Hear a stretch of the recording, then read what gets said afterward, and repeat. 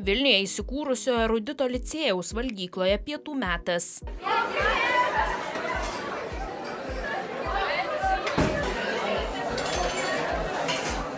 Čia skamba ne tik gausus mokinių klegesys, bet ir kvepia išskirtiniai, sezoniški, skanūs bei sveiki, žymiojo italų virtuvės šefo Gianlucos De Marco komandos gaminti patiekalai. Susipažinti su skirtingų šalių tradicinės maistas, tai turim nuo japonietišką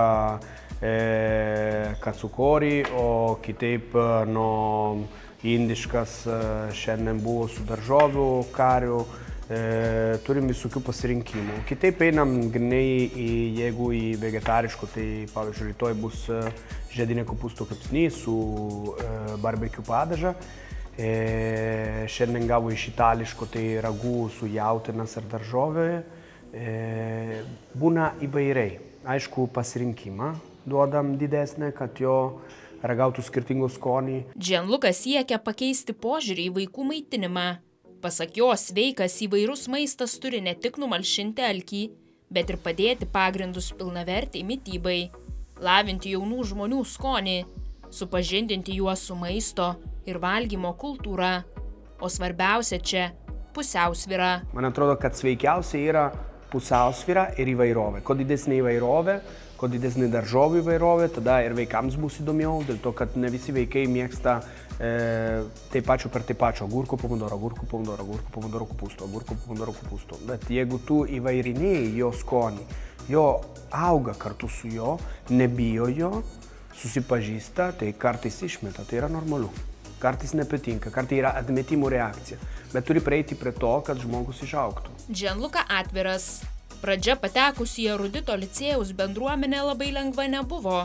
Teko išmokti bendrauti ne tik su mokinių tėvais, bet ir suprasti vaikus, bei rasti kompromisą tarp sveiko ir tuo pačiu vaikus dominančio maisto. Mes kartu turėjom surasti būdą, kaip bendrauti su tėvai. Aš nemokėjau to daryti, irgi būdama tėvas, bet reikia išmokti to. Aš tiesiog neturėjau patirtis to. Ir su vaikai, išgirsti, ką jo nori. Tai aišku, kad vaikučiai norėjo burgerį ar nori pizzą. Ir mes kas nuo kartą tai ir darom, tą surprizinę dieną, kur būna. Bet, kaip sakiau, mes nepersistengiam į vieną pusę. Mes klausom, mokinamės, bet gal didžiausia iššūkiai yra kantriai reaguoti į visokių nuomonę. Tiesa, Gianluca dabar džiaugiasi, kad su komanda tapo reikšminga licėjaus bendruomenės dalimi. O vos pats virtuvės šefas atvyksta į valgyklą, eilės mokinių nusidriekia ne tik prie skanaus maisto, bet ir skuba paplepėti su juo pačiu. Erudito bendruomenė yra labai pozityvi dėl šito. Mes turėjom irgi tapti bendruomenė narių.